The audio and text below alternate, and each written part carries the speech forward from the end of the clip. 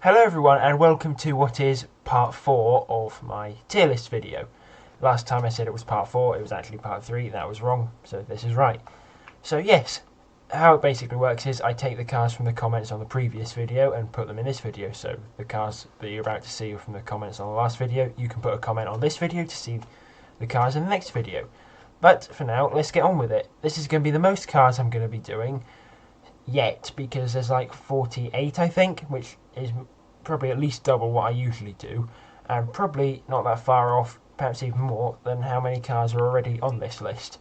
But before I put the new cars in, I just want to make a couple of quick alterations. I'm going to put the LaFerrari down below the Aventador and Agera. It's an incredible car, I love it, but it's potentially my least, well no, it is my least favourite of the Holy Trinity. I think I prefer these two a bit more. Don't think there's any other. Oh no, I want to move the Plymouth Fury down below, between the Frog Eye and the Packard. And I think that's everything. Well, there is a big change I'll be doing later, but probably be getting to that in about a minute or so. First though, the 991.2 generation Porsche 911 Carrera 4S. This is probably, like for me at least, except maybe the GTS, the ideal all-round 911. So, arguably, the turbo is probably more usable, but it's more expensive and thus less attainable. And the GT3 and the turbo are technically better cars. But I just like how the Carrera 4S is basically everything you need. And the 991 and 901.2 generation 911s, they're probably my favourite looking ones. I just think the proportions are perfect. So I'm going to put that in Sub-Zero. Below the Jensen, but ahead of this Camaro, which is up and cool. Now this is a 2021 Toyota Aygo. Why would you suggest this? It's the most boring car I've ever seen. Maybe not the most boring. No, it is the most boring because all the other bad cars, there's something bad about them. At least they're interesting because they're bad. It's just boring. It's just so boring. I'm falling asleep looking at it. I chose a boring picture too. The background's actually more interesting than the car. I'm going to put that below the Model T. Mind you, I mean, I suppose it is an average car, so it deserves to go in average. I guess. Right, now this one, Rezvani Beast. This is a base model that was suggested, so 300 and something horsepower, I think 350. Now, I don't know whether they made some of these, because I couldn't actually find a picture that was it properly in the flesh. But I mean, from what I've seen, out of all the vaporware supercars, it seems like one of the most real ones. So I'm going to put it at the top of cool. If I can be enlightened and they've actually made some, then I'll put it up some more. But I'm going to put it below there.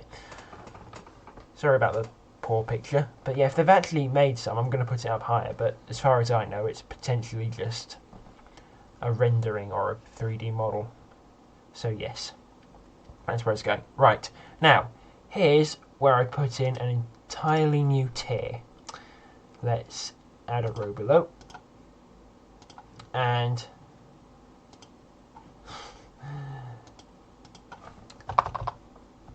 Soviet. Because my dad thinks he's funny and has added loads of like horrible Soviet era, just disgusting cars. So I'm going to put the ones that we already have. I'm going to move them down to here. And let's start with the new cars. This is a Dacia MD-87. And what to me it looks like someone was told to copy an MR2. They didn't know what an MR2 looks like. So they asked their friend, who'd only seen a police profile sketch of an MR2, to describe it to them down the phone in their second language. It's absolutely gobsmackingly hideous. And I mean, at least it's trying to be a sports car, so I'll put it above these two, but it's just eye-wateringly, atrociously ugly. I've got no kind words to say about it, which is why it's going down here. Now this, it looks like a Citroen, I think a Citroen Axle, but it's not, it's actually an Altcit, which is basically a badge engineered Soviet car, so, I mean, at least a Citroen's better than a Wartburg. To be fair, comparing an old 70s, 80s Citroen. Not really a good start though, is it? Right, here we go. Actually good car. McLaren Senna. I've chosen the one with the Senna Special Edition livery. I think it's not a particularly good looking car. I think it's actually quite ugly. However, it is an absolutely incredible machine. Like, it's faster than everything else on this list, even the Mighty 918. But I just can't get behind the way it looks. So I'm going to put it at the top of No, I'm going to put this in Dream Car. Sub-Zero. No, I'm going to put it at the top of Sub-Zero because I think it is a very, very ugly car. But it's also a very... No, see, indecisive or what. I'm going to put it in Dream Car. Because it's just an incredible bit of machinery. Yes. Another... I've forgot what this is, although I know they're actually pretty dependable workhorses, but again, it still fits in the category of Soviet rubbish, so I'm going to put it at the top of it, but it's still there. I've also forgot what this is. Looks rear-engined. I've not got the attention to deal with... Not the attention span, but I've not got the interest in dealing with these cars. I'm just going to admit. Now this is a Soviet car, but it's actually a limousine. It's like I think it's called a ZIL. Which I suppose it must be decent if it was used as a presidential limo, but I've never been a particular fan of limousines, but it's argued, but I don't know. I'll put this in not great, because it's not a particularly good looking limousine either. But it's arguably not that.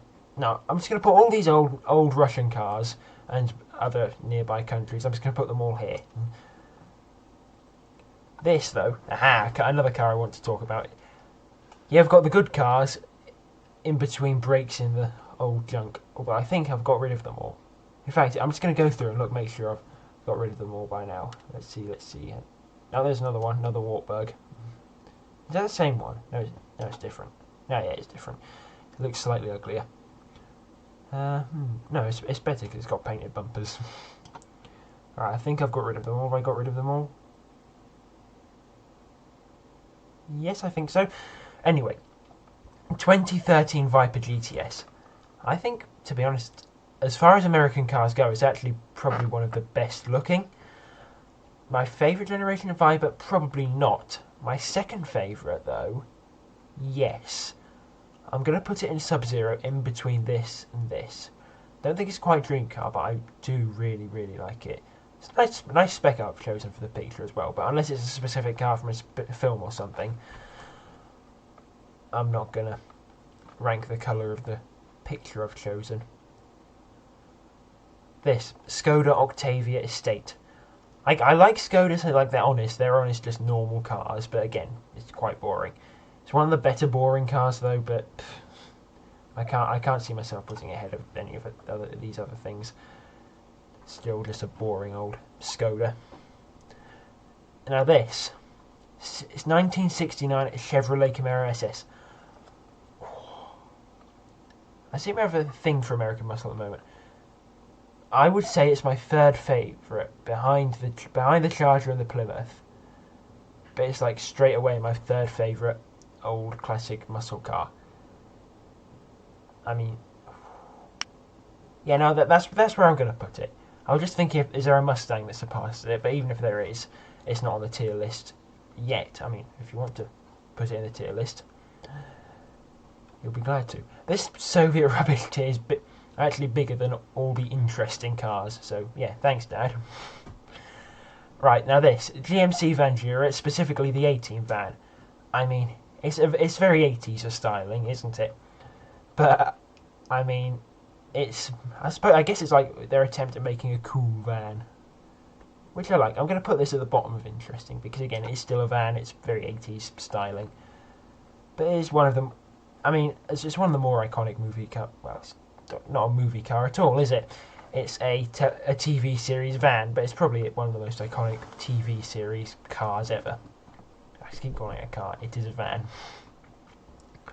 This though, the Alfa Romeo Brera. They don't have a reputation for being the best cars in the world, but I don't know, I have a soft spot for these lower end performance cars, and the Brera is absolutely beautiful.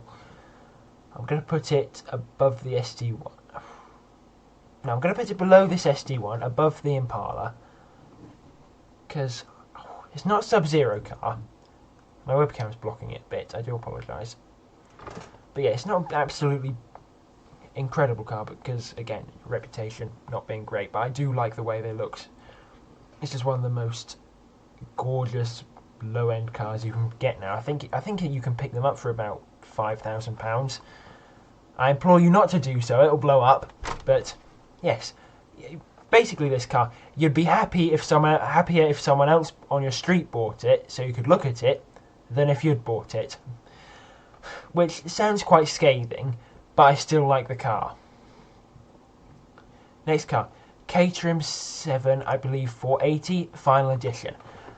This car makes me a bit sad, it does. It's probably one of the last, if not the last, of the proper Caterhams before they change over to, I believe, an electric coupe sports car. And that makes me quite sad because I always really, really liked a Caterham. So, out of respect, almost, I'm going to put it in Sub-Zero between these two. Because, I mean, after all the years of fettling with it, it's probably one of the best Caterhams they've ever made, so I think it kind of deserves its spot as well. I'm going to put the Camaro up to Sub-Zero. I just saw it there and I think, we can do it going up. Oh dear. I mean, to be honest, I know the list is looking a bit top heavy now, but that's because people are suggesting a lot more good cars than bad cars. Which is good. I like doing the good cars. Aha!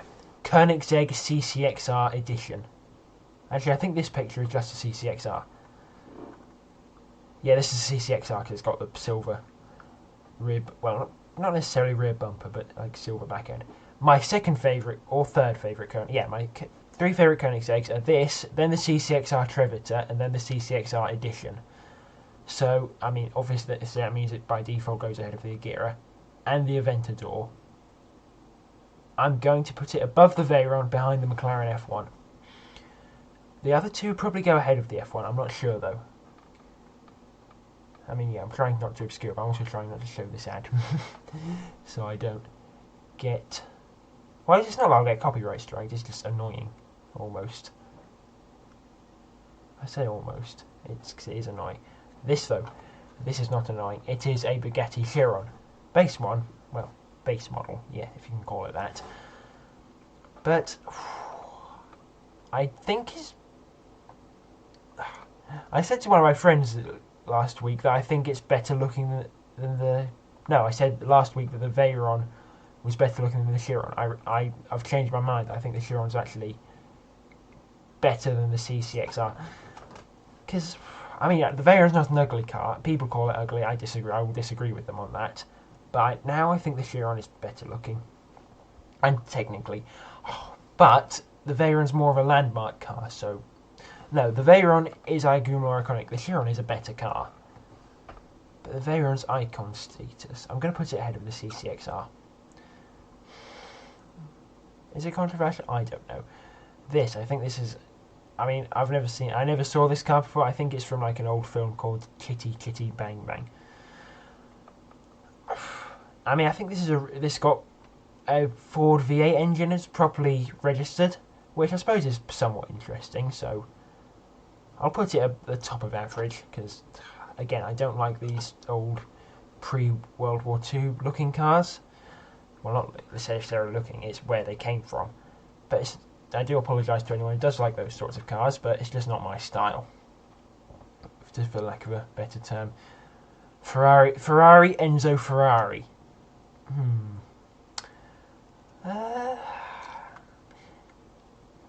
Do I like him? I think it's probably going to go above the LaFerrari, because it was named... It's going to be a good car because it was named after the founder of Ferrari as a tribute piece. And it sounds absolutely incredible. For a lot of people, it's probably what a supercar looks like. I mean, the Aventador sort of replaced that, but for a certain generation, this is what a supercar looks like. And it's just... It's definitely got this F1 inspired front end, which is quite cool. I'm not sounding particularly enthusiastic about this, am I? But no, I can't understate that I really like this car. That's why I've put it here.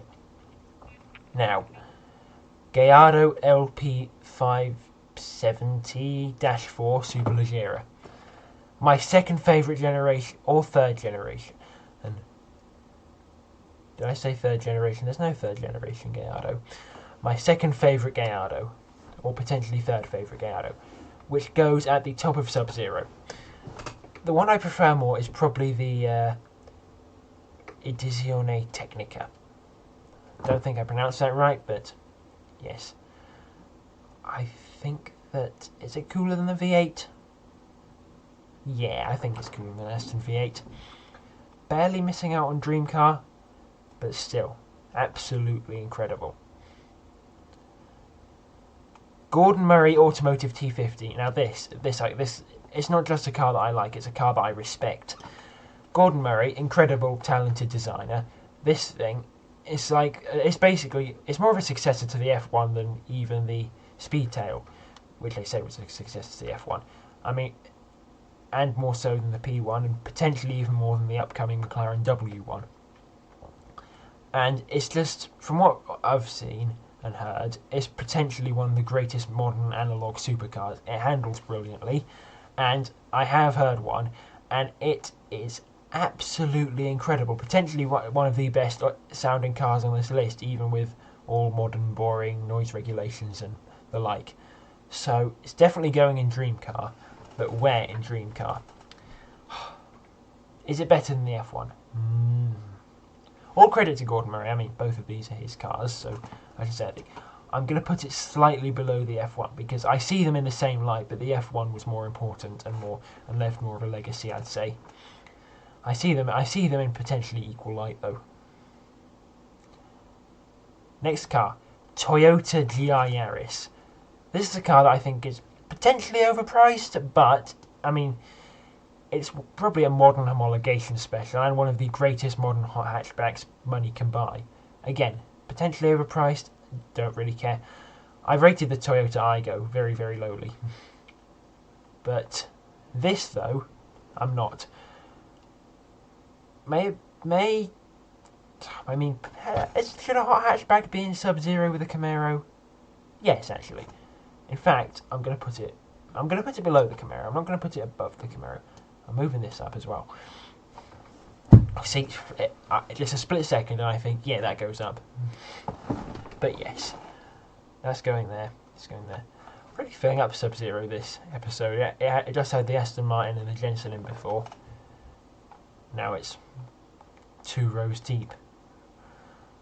Now, next car, Pagani Huayra Roadster BC. The comment said they see it as the successor to the Zonda Cinque Roadster.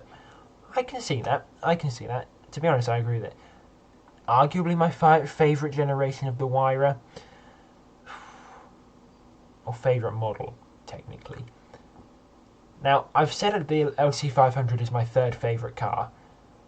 But, I mean... I'm actually going to put the Huayra ahead of it, you know. My favourite I keep going on generations, but my favourite model of Huayra. And... I mean, the Lexus is certainly more attainable, which is probably why I like it more, and I still adore that car. But I think I like the Huayra BC Roadster more. Not as much as the Zonda or the SLR, but I still adore it. This Kia Sorento, or Sportage, no, it's a Sportage hybrid. Oh, it's just so boring. I hate these modern copy-paste SUVs. Not only is it boring, I just hate the whole modern SUV trend. And it manages to be boring and ugly at the same time. At least with an ugly car, it's mildly interesting to when you see one, like the Citroen Cactus. But it's boring and ugly at the same. In fact, yeah, I'm not a fan of this car at all. It's boring and ugly at the same time. This, I've genuinely forgotten what this car's called. It's an obscure thing, because that's why. I don't know. I'll put some words up on screen telling you what it's called. This is the problem with doing too many cars. I mean, no, send me as many cars as you like. It just means I'll forget some of the more obscure ones, despite what I claim to have limitless knowledge of cars. I do remember some things about it, though. And those things are enough to put it in cool above this. I'm going to put this. Yeah, I'm going to put my dad's low cost above this Capri, and then this below the Capri. This, though, I do know about this name. BMW M5 Touring. The good one, not the new one. V10 engine. I think it's a good looking car. People said it was ugly when it was new, but I don't know. I disagree with them. I mean, people say it's a better looking car now. So I shouldn't be roasted alive in the comments, which isn't nice. I like estate cars. One of my friends does not like estate cars, so probably this is where we disagree. But Sub-Zero, yes, potentially my favourite performance estate car of all time. Yeah, I'm putting it there. Because of many reasons. I mean, it does have a tendency to catch fire. That's not one of the reasons I like it, of course. That's just one downside for it. But the engine's incredible. It's a great car to drive. It's just one of the best all-round daily drivers you can get as well, provided you do the proper maintenance on it and make sure it doesn't catch fire. The Maserati MC Extrema. I'm really enjoying Maserati's current revival at the moment, and this car is, think of it as a McLaren Senna GTR but for Maserati, or a Lamborghini Essenza SCV12. Again, it sounds incredible like those cars. It destroys tracks and I think looks rather good. Gonna put it in Dream Car below the ends. Oh, really filling up Dream Car, wow. Thanks for sending me all the good cars. I'm going to put it below the Enzo, above the LaFerrari and the Senna. This isn't the GTR. I think actually the GTR looks better than the road-going Senna. I think all the air on it sort of suits it rather than... Well, I say that like this hasn't got aero on it. This one, Lamborghini Miura concept car. Certainly not as good looking as the normal Miura in my eyes, but I'm still kind of sad this didn't make it. Like, if they did a limited run special of it like they did with the Veneno, for example. I don't think the colour suits it as much as the original Miura, but it's by no means a bad car. I'm going to put it at the top of cool because it's not one of my favourite Lamborghinis, but I can't argue that it is a cool car, and I definitely like it. So again, there's not much I can say about it because never made production, but yes. I believe it was planned to use the Murcielago's V12. Now the Aerial Nomad 2. I'm not usually a fan of buggies. This is probably my favourite one because that's not an Aerial Nomad. They look nothing alike. This is one of my favourite buggies. Still, I don't like it as much as a lot of other cars, but I'm going to put it here. I mean, I certainly prefer the Aerial Atom, but this is by no means a bad machine. In fact, it's quite brilliant, actually. Lovely fun. I mean, I say that like I've been in one. I've not, but they look really, really good fun. So I'm going to put it in between the two Austin Healey's. This Renault Symbioz. Another boring SUV.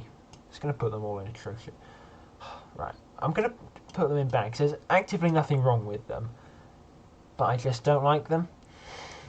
They're so boring and usually ugly, and they suck the fun out of everything. There's nothing objectively. No, I'm going to put them in atrocious because sucking the fun out of everything is definitely something that's wrong with you. Because at least the bad cars, they're somewhat interesting. I put them there because I think they're ugly. Now this though, if you're not from Europe or the UK, you might not have heard of this one. This is an NSU R080. It was a sports saloon from a German company with a Wankel engine, and it actually won Car of the Year when it was new. It couldn't save the company though, because it was bought by VW and then shut down during this car's production. But it was one of the earliest proper sports saloons in the world, and that I have to give it credit for, and the engine is quite unique. So it's an interesting car. I'm going to put it here. It's not necessarily the prettiest thing in the world, especially the wheels, so I'm going to put it below the Fury. I'm putting the Fury further and further down, aren't I? Eventually it's just going to tumble the way down. No, but I'm keeping it there. So I'm going down any further. This this I've also forgotten what it is. I do apologise. But unlike our other, as of yet unknown car, I think it... No, hang on, this is a Volvo. I remember, it's a Volvo P1600. No. It's a Volvo P something. I'll put the number up on screen. There we are. Number. Now you know what it's called, and I'll know what it's called by then as well. So, yes, I think it's an absolutely gorgeous thing. It's probably even better looking than the P1800. I think it's a concept car. I certainly saw no mention of them making any of them, other than, of course, the one you're seeing here. I'm not sure if it even survives to this day, but I'm going to put this below the muscle cars, above the Rezvani, because it's just absolutely drop-dead gorgeous. But, again, I don't know whether it's a very good car. Right, Nissan Qashqai. I'm going to put... This is where all the boring SUVs go. I do apologise because I didn't actually show it because my camera was too low. But yeah, this is where all the boring SUVs go because I'm just sick of seeing these. No, you can keep sending them in. I'm not trying to annoy anyone. I mean, I'm sick of seeing them in real life. I mean, I'm quite happy to rank them and put them in their place. This though, the place for this is way above here. Lamborghini Reventon. Fighter jet styling, definitely inspired the Aventador. Got a Murcielago engine, horrifically overpriced, but potentially my favourite Lamborghini of all time. Can't explain it, it just is. I'm gonna put it above the Bugattis. Again, my favourite Lamborghini of all time, arguably. So yes, maybe a little bit controversial with that statement, but that's where it's going. Toyota Serra. Now this car, the butterfly doors are actually inspired the McLaren F1s, which is cool. And it's like all. I don't think it's quite a K car, but it's like a little tiny sports car, and I like those. I think they're great. And the doors. The picture I've chosen is maybe not the best colour, but I wanted to show off the doors. To be honest, it's quite close to the Frog Eye Sprite in a sort of ethos. So I'm going to put it here. Below the Sprite, because I think the Sprite's a better car, but I'm going to put it the Serra there. Lamborghini Sesto Elemento. No, the car actually runs. I think it was sold. They may have made some more actually. I mean, because I think they originally called it a concept car, but then they at the very least sold one, at least one. So I said the Reventon was my favourite Lamborghini. Yes, it still is, but the Sesto is very close. I'm going to put it in between the Veyron and the Chiron. Yeah, I'm happy with that placement. I'm very happy with that placement. If you're happy with that placement, let me know in the comments. And anything to get more viewer interaction, I guess. That's how YouTube works. Anyway, well, I've got two GT Hispanos here. I'll rank the first generation first. I mean, they actually made some of these. The first generation is very, very, very ugly. I mean, again, it's a hypercar, and it was featured in the Sweden review, which is cool, but it's going at the bottom cool because it's so horribly ugly. However, the 2017, I want to say, could not be more different. I think it's quite a good-looking car, so that affords it a spot in between these two cars. Again, I've not picked the best picture, but it's one of the better ones that I could find. It's just the way the tier list maker squeezes it down into a more of a landscape shot. But yeah, much better looking. They're pretty similar in terms of performance and price and all that, but this is just clothed in a far better looking body shell than this one. This one, Bricklin SV1. You'll never guess what SV1 stands for. It doesn't stand for Super Veloce or anything cool like that. It stands for Safety Vehicle because it was a Canadian-backed, government-backed, and Canadian in general supercar. It looks I say supercar. It looks a lot like the DeLorean, and to be honest, it basically had a similar fate to the DeLorean. Didn't sell very many. Horrible car. Didn't handle very well. Overpriced.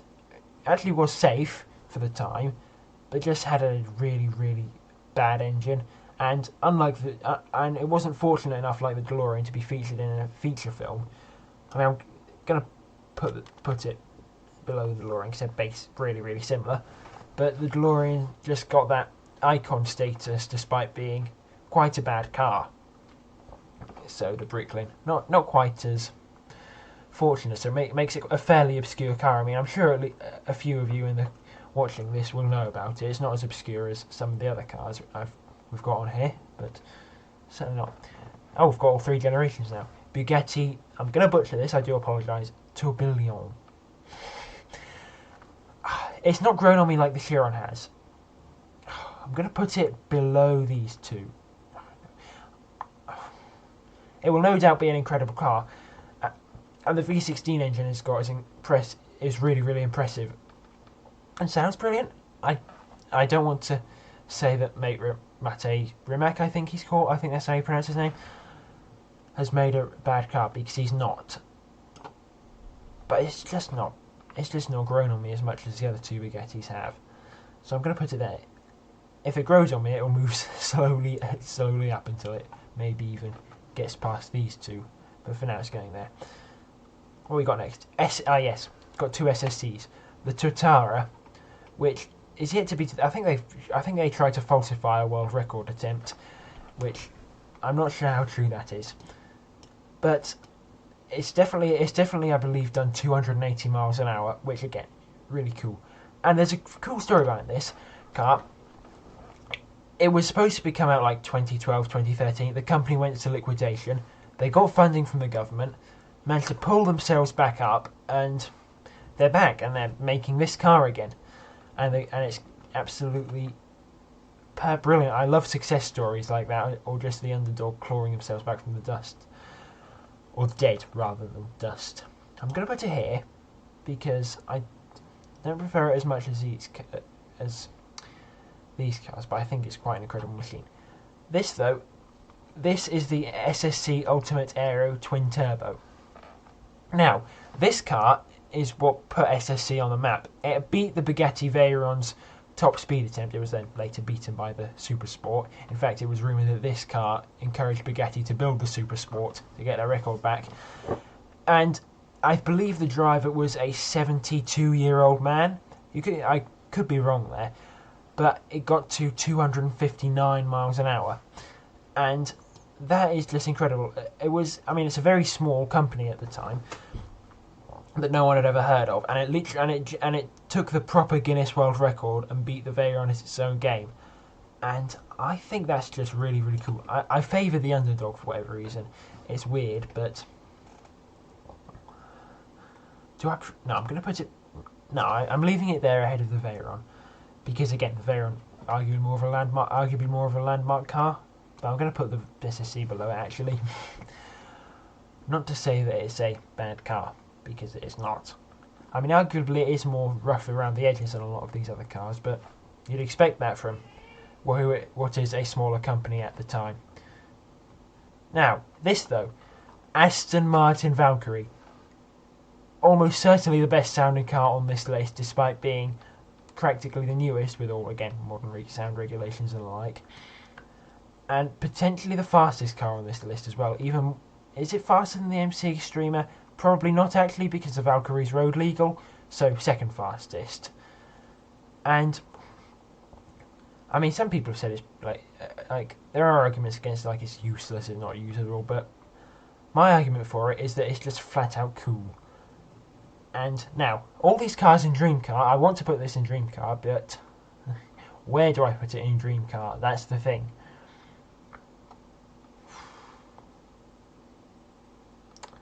Valkyrie goes here. Valkyrie goes here. Do you?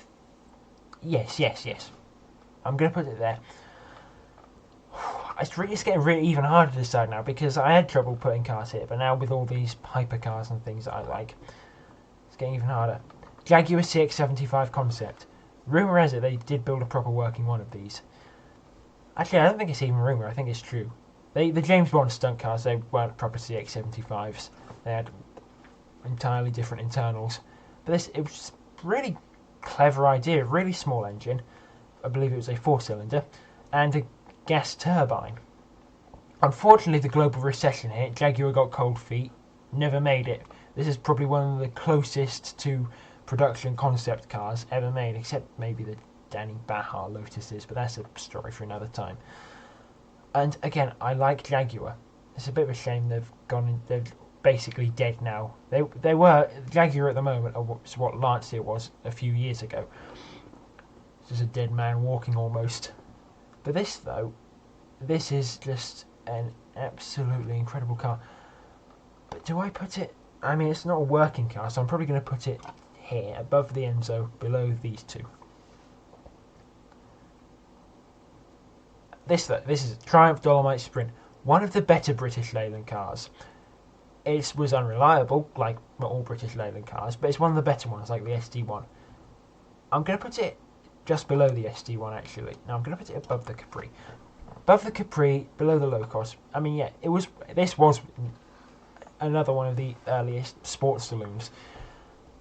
And there's quite a cult following for it. It's got an affectionate nickname, they call it a Dolly. But yes, one of the earliest sports saloons of all time. I think it's better than the R080 despite unreliability. But yes, yeah, I'm gonna leave that there.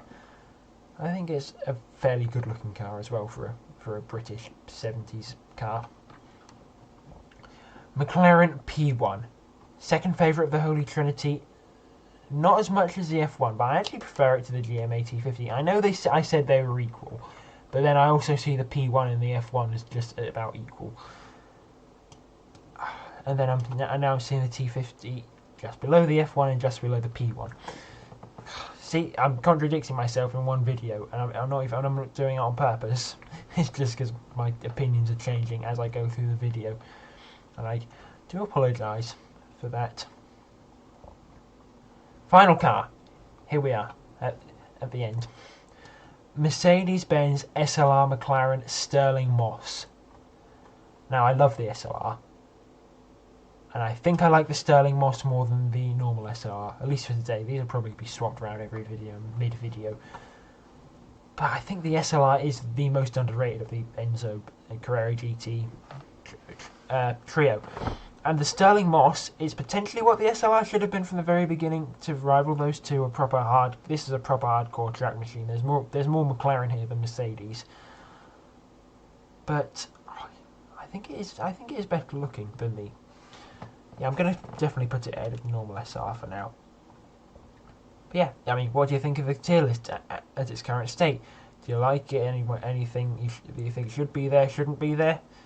Tell me your thoughts, or comment, or like and subscribe, and have a great day or night or evening or whatever you're on. I'll see you next time. Goodbye.